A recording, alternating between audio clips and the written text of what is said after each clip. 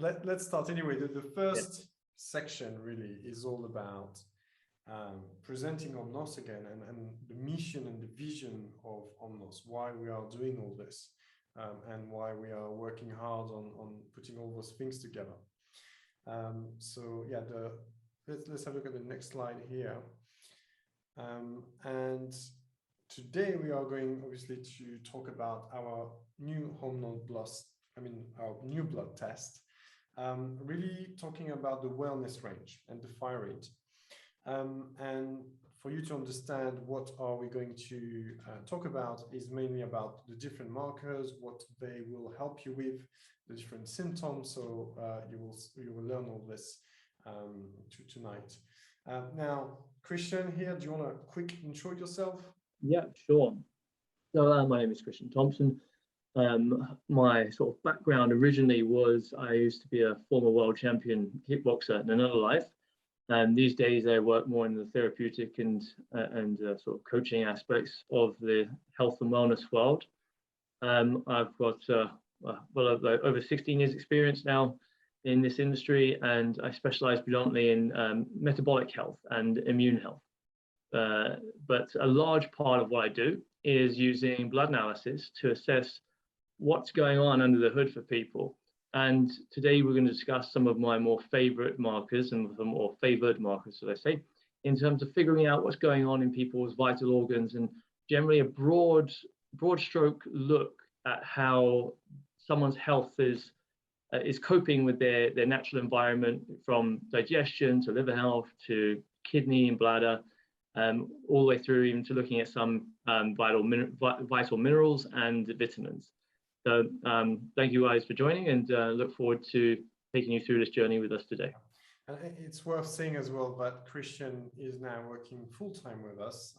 I've managed to convince you, and I'm very pleased about it, and did work a lot on the development of those new blood markers with us. So let's get on into the next slide, and I will mention about why we're doing all this. So first here is just about helping people making better decisions, because the health industry is busy, but we have amazing tools now enabling us to really make informed decisions. And it's important that we do, because it's quite complex. But making things simple is really what we're trying to achieve, and making it available within your hand. So the next slide, Christian, sorry, I should have done my little things. But it's also the big problem we're trying to tackle really is the ever-growing pandemic of chronic illness, right? Today, there's over 15 million people that live with chronic long-term conditions.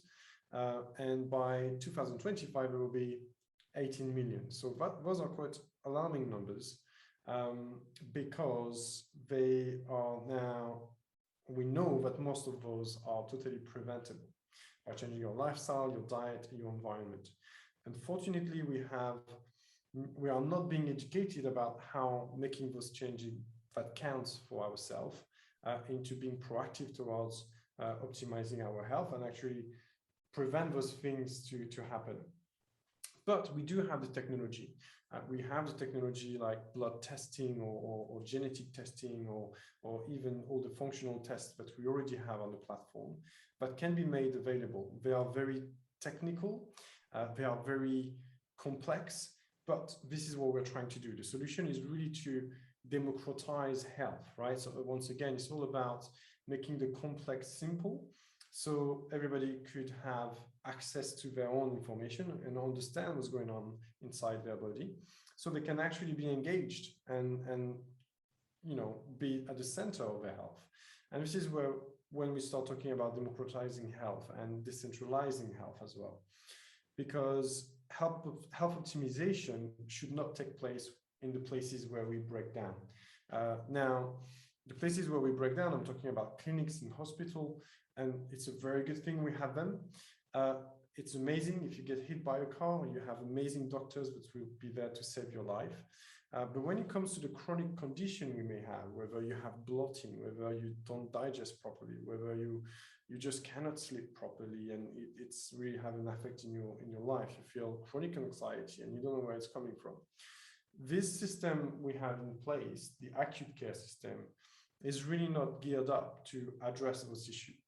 And just we need actually a system in parallel that is more about prevention and trying to explain you why you feel all this. Where is it coming from which imbalances it may come, right? It can be certain nutritional imbalances that have an impact on your hormones and make you feel anxious without any reason. So it's all those different things that we're trying to achieve here. Is really decentralizing health. The last thing is about data ownership. Something we are very strong about is we really want you to be at the center of your health and also have access to all of your health data. It's just the fact that you should be, and you should also understand how we connect the dots. So a total transparency and also the availability for you to have access to all your data. So yeah. So the next slide is just about what we are doing now. And if you're already on the platform, you've probably been through this process. Why we are doing this way as a step one self-assessment is because we are digital and we don't know you, but we want to understand what is your lifestyle, where you are coming from, where are you in your health journey right now, because again, there's a lot of solutions out there, but they're not really taking the context of one person. Its context is lifestyle, and they don't necessarily fit everybody. A keto diet is great, but it's not for everybody. If you have thyroid issue, it's not for you. If you have certain genes, you need to modify a bit the keto diet aspect of things. And then once you have done that, we understand from certain questionnaire that you may be looking or investigating or exploring a bit more, maybe your hormones, because all the symptoms you may have mentioned are more sort of hormonal imbalances. Or if you are talking about brain fog and all those different things and problem bloating, digesting, actually, maybe let's have a look at your microbiome. There's probably something going on there. And then we're trying to help you navigate through those results so you can discover and learn. So we have a term that we use a lot within Omnos. It's about omnisifying, right? And omnisifying is about really making things simple. So there's a whole process from what a language of a doctor or Christian here that sometimes talk this language. And if you talk this language, please raise your hand and I will make sure you change the language. But a language that is really for health professional. But you cannot really be engaged if something you cannot understand, right? So it's important that we go through this process of omnisifying and making things accessible so you can learn and be engaged. And then it's all about giving you also not only the reading of your results, but also what can you do about it, right? So if you have certain imbalances, if you have things that are high, so your liver is overwhelmed and you have some specific toxins, how do you do to remove those toxins? How do you do to support your detoxification pathways, for example? What specific toxins they are? Is there anything like a supplement that could really target that thing? So then you can start making actually very targeted optimization and recommendation that is designed around you. So my Omnos will not be your Omnos and will not be Christian Omnos in terms of recommendation. So it's all about personalization. So this is where we are now. And the next slide, it's all the different tests that you probably, if you have been on the platform, we do right now. And obviously genetic is great. I love genetic. I started everything with genetic because it's about creating this relationship with your own biology. And it's accessing the unique you, and we're all very unique. And that also gives you predisposition on what you should be looking at, or if you know that you already have heredity in cardiovascular disease, for example, and you have all those different genes that makes you more prone to high blood pressure, makes you more prone to type 2 diabetes. Well, actually you can do something about it now, because So you need to have a lifestyle that is with like, I don't know, low glycemic food that will reduce your chances of insulin spike and might help you with your high blood pressure, all those different things. So you can then be a bit more aware and in tune with your own biology. Envirotoxins is very much one of your favorites. Christian, do you want to explain actually, because it's one of your favorite? Yeah, sure. So envirotoxins is what it says in the tin, really, looking at the environmental toxins within your environment. It also it's the foundation of the test is something called an organic acid test. So what that looks at is something called metabolites. So basically the end products of a metabolic process within the body that we can measure in your urine. Now, this can tell us how you're processing energy through certain energetic pathways, such as the Krebs cycle, the glycolysis, and also to some degree how well the electron train transfer is working within the mitochondria of the cell. So big words, basically what it means is how you're using energy, how you're using carbohydrates, how you're utilizing fats. We can look at that through this test.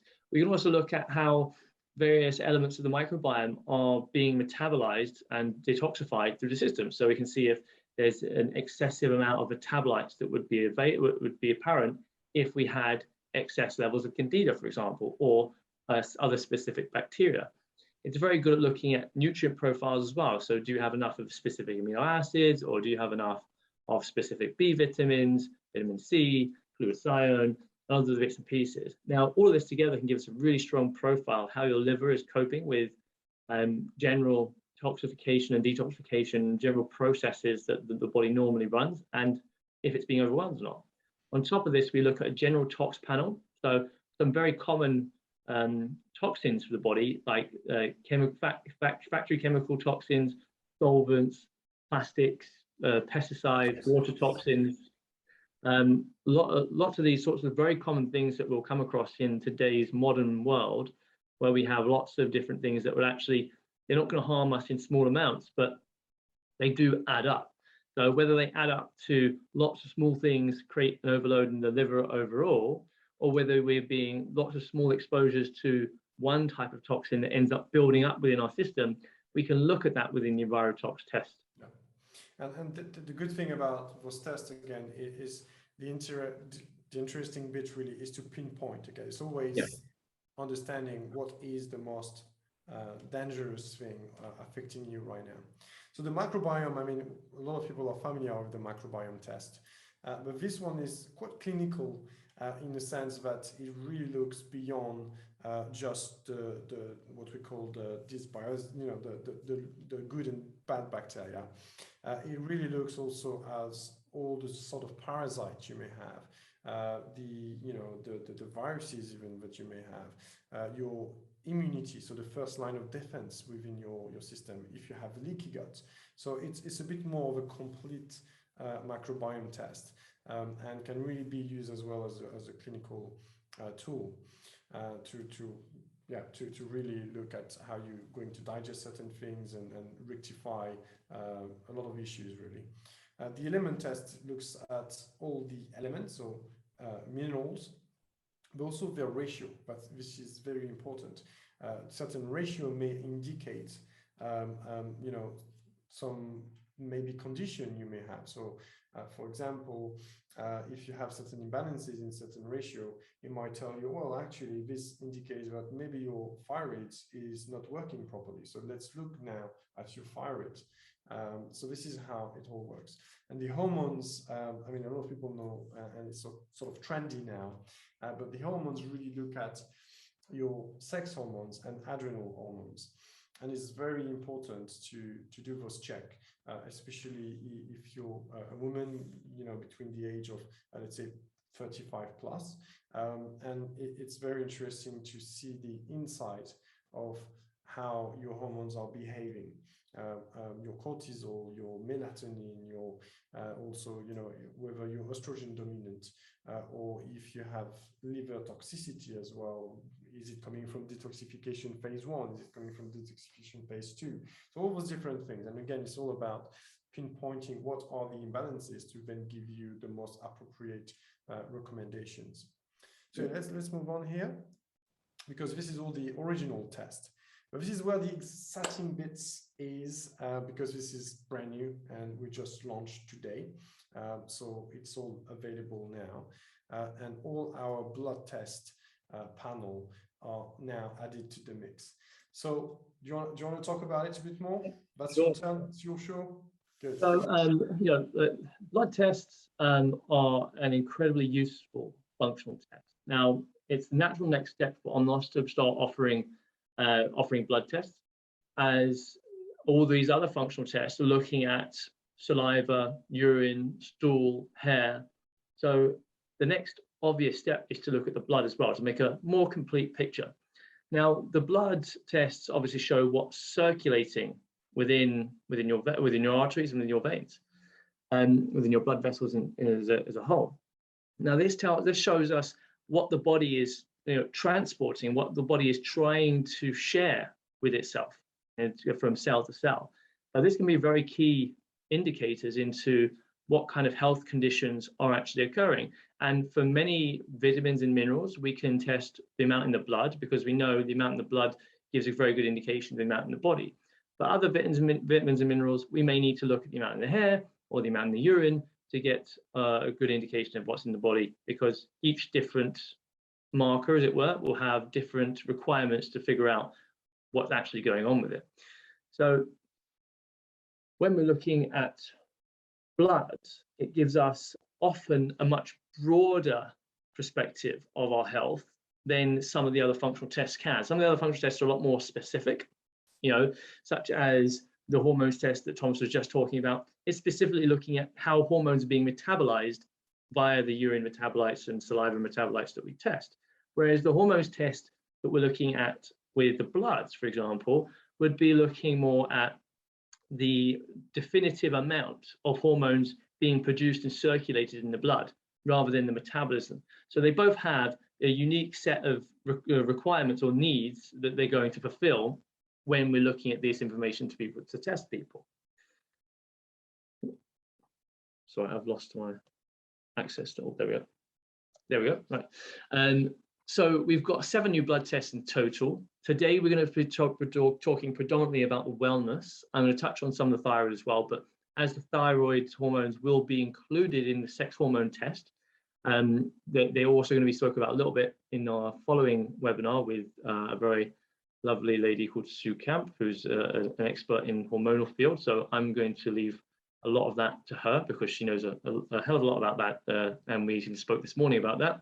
We were talking about what sort she's going to present to you in, I think it's a week's time, but Thomas will confirm that later at the end. Second, yeah, and we'll make announcement. Yeah. But today we're going to talk mainly about the wellness. So you've got wellness, wellness advanced, and wellness complete. Now, wellness complete basically contains all the markers from wellness 1 and wellness 2, or wellness and wellness advanced. And the differentiation between them is mainly that wellness 1 looks at things like your fatty acid balance, so your omega-6 to omega-3 ratios, your full blood counts, so all your red blood cell and white blood cell markers, and also your HbA1c. So it looks about the overview of your metabolic function. Okay. Now, whereas the wellness advanced looks at a completely different set of markers, all your liver, kidney markers, some intestinal health markers, and this gives you a much broader sense of health between your sort of vital organs and looking at vitamins and minerals. I always do suggest people look at, like, when they're starting off and they're not quite sure what they need to do, and if they haven't got much direction, doing something like a wellness complete test would be a very good place to start, because it will start giving you a good indication of what's going on across a very large aspect of your health. So some of the things that we're benefits of doing these tests. So for the wellness 1 or wellness test, it looks at like full blood count, like I said, fatty acid balance, and average blood glucose. Now, the important thing with this is when we look at, say, your average blood glucose and your fatty acid balance together, we get a very good indication of whether you're at risk of things like insulin resistance. Now, especially when you compare this and cross-analyze this with your genetics, if you've got various SNPs, so genetic alleles or mutations that give you a higher indice or higher chance of developing things like type 2 diabetes or insulin resistance. Looking out for these things can give you this additional functional information of whether that is occurring. So genes are like, there's an old adage saying genes load the gun, but your lifestyle pulls the trigger. So just because you have a genetic SNP doesn't mean that's going to be true for you, but it does increase the risk for you. So genes are like risk factors. So this is looking at the functional capacity of, does that actually exist in your life? Has your lifestyle driven that likely genetic occurrence to start? Whereas the Wellness Advanced, again, like I said, looks at most of your vital organs. You can also look at quite a good element of cardiac health on top of your kidney, liver, and digestive health. And also, you've got quite a few very important vitamins in there, such as vitamin D, B12, B9, among them, and minerals such as we're thinking with copper in there, and we've got the full profile of iron in there, which is very important. And when we come to things like Wellness Complete, if anyone is concerned or worried about anemia, particularly, they should always go for Wellness Complete. The reason is because we look at a full iron profile and we look at copper, and we look at full blood counts, all your red blood cells in wellness. You know, so between the two tests, they give you a very, very complete profile of what possibly could be causing you anemia. Because anemia can be caused by just more than just iron deficiency, which is something that many people get confused about, for example. So you can have iron-based anemia, you have copper-based anemia, you can have vitamin C-based anemia, you can have vitamin B6-based anemia. So there's quite a few different types. And understanding what's going on in your red blood cells and understanding what's going on through a full complement of minerals and vitamins is a very key step to being able to make the right interventions to get you back on the optimal health. So I always say very important for many things to cross both the W1, W2 tests and to go for the Wellness Complete. And just the next slide here is looking at some of the markers. And as we go through these markers, again, we can talk a little bit about, you know, what kind of things we might be able to see from them as well. So as I said before, like crossing over the HbA1c and the omega-3, omega-6 ratios can give us a very good indication on how well you're tolerating glucose in your system as a whole. But on top of that, if we skip over to Wellness Advanced, we say we want to look at total protein, albumin, and globulin. These three markers alone can give you some very interesting information about how your digestive system is functioning, looking at potential gastric inflammation, looking at dehydration, looking at liver inflammation, immune regulation, and they can all come together with the other markers we're looking at, including things like BUN, which is blood urea nitrogen, or in UK, also known as urea. When we start adding that into uric acid, into the protein, into some of your cholesterol markers, into some of your liver markers, which is ALP, ALT, and GGT there, we can start to see whether you're digesting foods properly. Okay, we look at GGT and bilirubin and ALP together, we can see if you're emulsifying fats properly.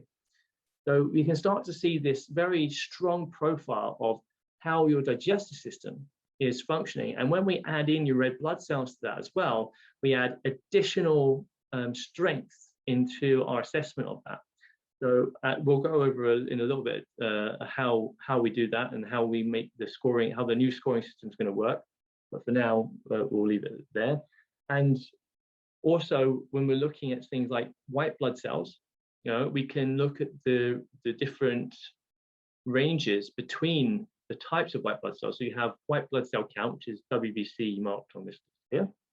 And then we have the different types of white blood cells, such as neutrophils, lymphocytes, monocytes, eosinophils, and basophils, sorry, I always say that one wrong. And looking at which ones are elevated or which ones are depressed can give us some really key information about what's going on. For example, we could potentially see that you have an amino acid deficiency from white blood cells. We could see that you have a bacterial infection or viral infection through different ranges of those white blood cells. We can even potentially see if you're having an environmental or food-based intolerance or like mild allergic reaction. Now, it wouldn't really be called an allergy. It would be called more of like an intolerant reaction, an immune response, an undue immune response to a environmental substance. That could be a cleaning product in your environment, could be an aftershave or a perfume or a deodorant. It also could be specific foods. Now, while this test won't tell us what you're reacting to, it'll tell us the fact that you are reacting. And it can give us that first cause to start actually making the right actions to figure out what that is, or to start trying to modulate the immune system and help it. So when we're looking at these tests, both of them have an extreme amount of value in their own right, but will have an increased amount of value that are more than the sum of their parts when we do add them together. So that's why Wellness Complete for me is a very exciting test to be able to offer to people, and extremely affordable as well compared to what else is on the market that offers the same sort of thing. One thing that we sort of put together to help people understand which tests they should take before we sort of develop the platform a bit further. We've got some exciting things coming up that we'll talk about called 2.0, and that will increase the usability of a lot of these things, and they're very cool things that we'll talk about in a moment. But for now, we've got things like this where we can look at and we say, right, what type of symptoms may I be experiencing, and what kind of tests would I look to get if I was experiencing those symptoms? So we've just listed them out here. For example, sleep. If you're having disruptions in sleep, you could look at the thyroid test as one of them. This one would be mainly if you were experiencing a difficulty in waking up in the morning. That would most likely, that's a very common symptom for having thyroid issues. So if you're experiencing that, the thyroid test may be a good test to get.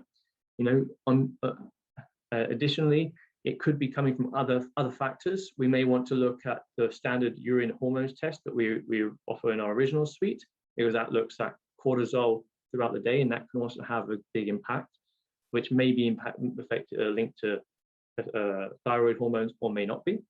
So always with these things, it's a journey of trying to figure out things piece by piece and putting as much of the information together as we can. Energy is quite universal. If you have an energy problem, it's quite commonly linked to many different things. But as well, what I'll say is this chart is actually only half the chart, because it's only looking at the test that we're talking about today. When you look at the whole chart, you'll see the sex hormones and fertility tests included in this, and that will give you a bit more of a full picture and perspective. When we're looking at weight, for example, or difficulty in losing weight, or unless you're having a difficulty in gaining weight, that would be more the thyroid test. But if you're having a difficulty in losing weight, it could be thyroid test, or it could be Wellness Complete. Now, this is where you start to get to the thing where you go, right, Wellness 1 and Wellness 2, you couldn't really start seeing that truly from those tests alone. But when you start adding those two tests together, we can start to see, again, the Wellness Complete, which is just the same markers as both Wellness 1 and Wellness 2 together, is actually more than the sum of its parts, because you start to combine those biomarkers and we start to see how they fit together in a more complete manner.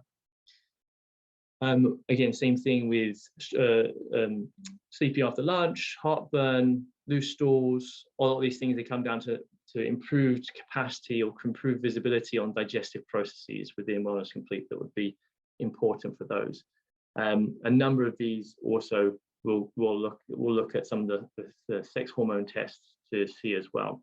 Thomas, I think these slides will be available for everyone, so they don't need to memorize all this, do they? Oh, it will be available on the website as well. We sort of explain now. Right, great. Yeah. So the full graph of this will be available on the website, I'm sure. And again, well, we're going to talk about that, but when we have symptom questionnaire, obviously it will direct you towards the right test, right? Yes, completely. So one of the things that we will talk about shortly, I think it's after this slide, is about the future of the Omnos platform and how the bloods are the first example of what is to come. But for now, let's just talk about quickly how we do a test. So, like any other test, it's a postal service test. So you go on the website, you order the test. So if you're quick and you go and order it today, for example, there's a 30% discount on the launch price, which only lasts until the 31st. So you've got to be quick on using that. But we'll talk more about that at the end. So don't worry if you're not sure how to do that, we'll tell you. But when you receive your test in the post, it's a finger prick blood test. So the first thing to make sure is that you're hydrated. You've had, a couple pints of water, a pint or two of water prior to the test. Most tests, I think pretty much all tests are measuring triglycerides within them. So it's a good idea to be fasted when you do the test, because if you have eaten, and it's going to impact your triglyceride levels. Therefore, they won't really be worth much. Okay, fasted triglyceride levels are the only thing that's worth testing. There's the famous vegan documentary that had a very bad scientific principle that proves that point on that exactly. Anyway, so hydration is the first thing. Making sure that you've prepared all the forms and everything else, and you've got all of your utensils that you need out in front of you. So when you get in the test kit, there'll be a little placeholder for you to stick the microtubes in, and this is very important because as you have to milk your own finger to get the blood into the vial, you want it to be stable and steady when you do that. So first, before you do anything with your hand, you need to sanitize it. So you need to make sure you're using alcohol swabs to sanitize your hand.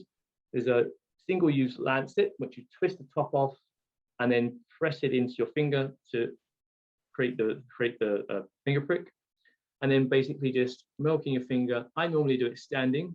If you're not so good with blood, you may want to do it sitting.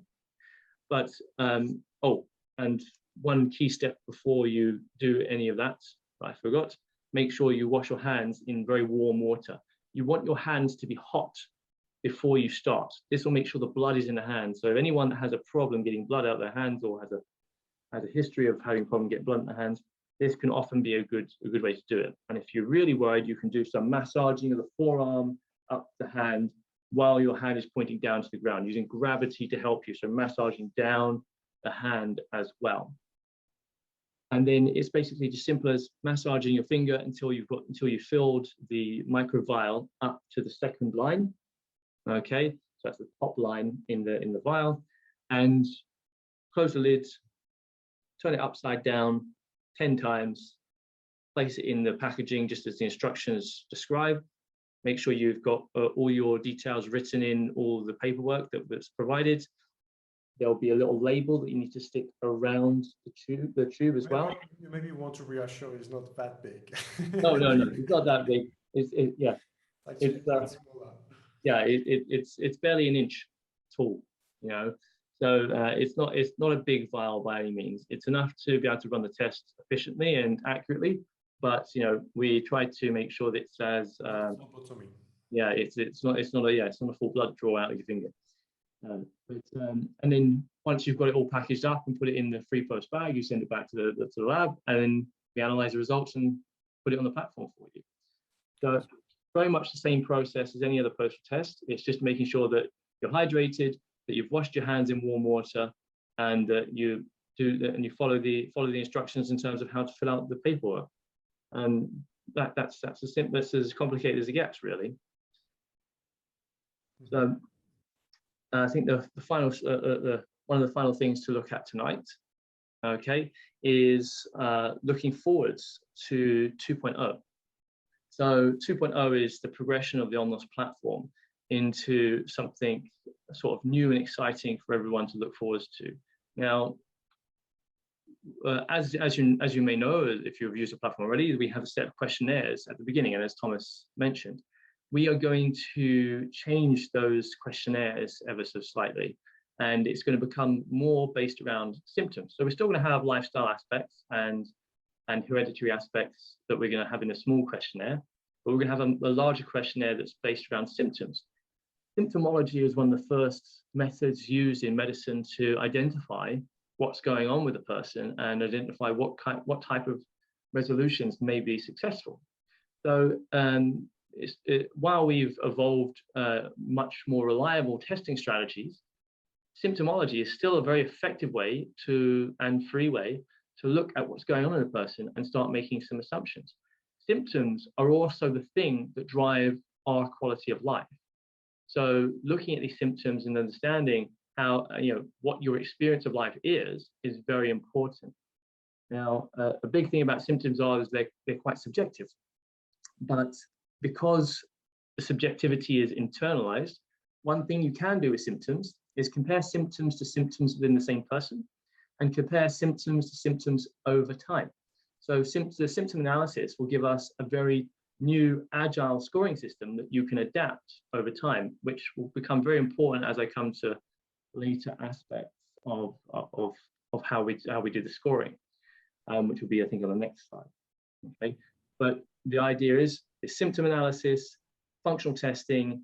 Blood markers are being added to that, which is the first sort of example of how we're changing the scoring system for 2.0, and personalized recommendations will be improved because we'll be adding prioritization to them. So instead of getting a list of things that you need to do, there'll be a prioritized element of this is the most important set of things to do. This is the next most important set of things to do. And this hierarchy will be developed in which systems are more causal over which systems are more symptomatic to your problems. So the next slide gives you a good example of how this might work. So we got the individual data points from a number of different tests. So all these tests will intertwine. So if you did a blood test and a blood test here and a hormones test. So with the thyroid blood test, we have a hair mineral with selenium and iodine, and we have hormones test with cortisol clearance, cortisol tablets as well. So we've got 3 different test modalities, all those information colliding and being compared with each other. We do a data analysis, and then we come up saying, right, thyroid function low or thyroid function hypothyroidism is 80% probability. So from that, we can draw through a set of recommendations based on the probability of that occurring. And those result states, as we call them, will be combined with the symptom analysis and give us a new set of scoring systems, which will be put into these categories, as you see here on the right-hand side. So these categories will be made up of your symptoms and of all of the data points that make up your results, and combined to give us an idea of which things are most important. Now, once we have the things that are coming to the top of the pile and saying, right, well, this is the most important system, we will say, okay, we'll draw through the recommendations from there and show you those, and that's how we're going to create that hierarchy. Now, more importantly, when we come back to the beginning again and we have that symptom analysis, we're going to be allowing you to refill out the symptom analysis as your symptoms progress, which will change your results, which will change your recommendations. So everything you do will evolve and adapt just as you do through your journey. So we'll be able to make sure that you don't just have to always buy a test to adapt your process. You can actually do it with symptoms, and then the symptoms, and as the symptoms change, your recommendations for tests and recommendations for interventions and supplementation will all change with you as they go as well. So it's a much more interactive way of looking at your health. It will be a lot more intuitive as well. Yeah. And we're proud to say that we will be the only one to be so advanced in giving you those granular recommendations, really personalized to you, and that evolves over time with you. So that's quite exciting. Yeah. Move on into the next slides. Yeah. Oh, that thing. Yeah, we're actually finished.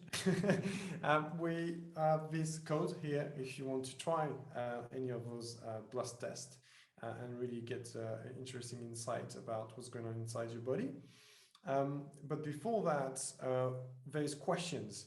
And if you have more questions, please ask a question, we will answer. Do you have access to the question, Christian? I do. I've got 2 things in the chat box, one thing in the Q&A. I'll answer this one in the Q&A first, because I've just fixed the answer live. So the question from Valentin was, when is the best time of day to do the blood test, the male hormones blood test? So when is the best time of day to take the blood for the male hormones blood test? Yeah. So generally, what I would say is to do it in the morning, pre-11 a.m. fasted. This will give you the best indication of where cortisol is, because cortisol is one of the things we're testing in that test. So this has the strongest diurnal rhythm, and looking at AM cortisol in comparison to DHEA and testosterone has a much better correlation to what they mean rather than looking at PM cortisol. In the PM, your cortisol is meant to drop. In the AM is where your cortisol is meant to be highest. So generally looking at pre-11 a.m. for this is realistically for women as well, because they have the same problem or same need, as it were, and making sure it's fasted so you get accurate triglyceride levels as well. Yeah. Okay, so, and then we had two in the chat box. One was, does that show a true reflection if you are on hormones? So I'm guessing that was to do with, because that looked like it was much earlier, so I'm guessing that was to do with when we were talking about the other hormones test. Yeah. So the urine-based touch test. If you are on HRT, regardless whether it's hormones or blood, sorry, if it's for the urine-based hormone test or blood-based hormone test, they will impact test results. Now, if you are on HRT, it is the blood test that I recommend to make sure that you are not taking too much or too little. The blood test will be much better for definitive answers in around how much of the hormone is in your blood and how much hormone is accessible in its bound and unbound amounts. So this would be very important if you're on HRT. If you do the hormone urine test, urine and saliva test on HRT, it's still useful by all means, but you'll be looking at the metabolism of that. So if you know that the HRT levels are fine, but you're still having odd symptoms, you may want to look at how estrogen, for example, which is most commonly the things people are using, unless you're on testosterone for bodybuilding and things like this. But if it's estrogen or testosterone, if you want to look at the metabolism, how these things are being processed in the body, then you want the urine metabolites, because this can tell you whether it's being processed in an inflammatory way or in a healthy way. If methylation is being supported properly, if glucuronidation is being supported properly, if sulfation is being supported properly, then estrogen shouldn't be a problem.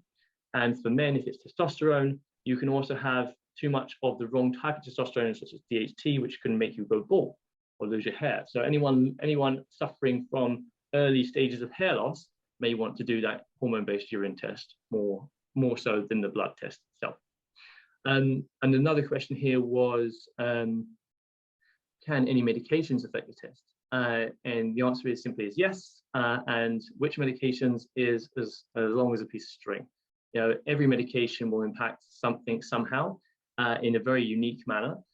So it's impossible to say without looking up the exact medication anyone wants to talk about, so to assess how it potentially affects any of the blood markers that you're interested in looking at. So that's something you'd have to look more personally at with the operations team.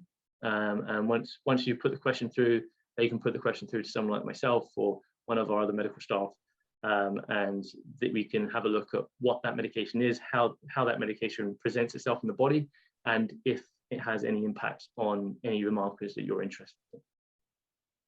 And I've got a third question here on, oh, sorry, and I've just seen there below, it says on the Decorova injection. So I would need to look up that medication, to be honest. I don't know what that medication is. I don't even know what it does.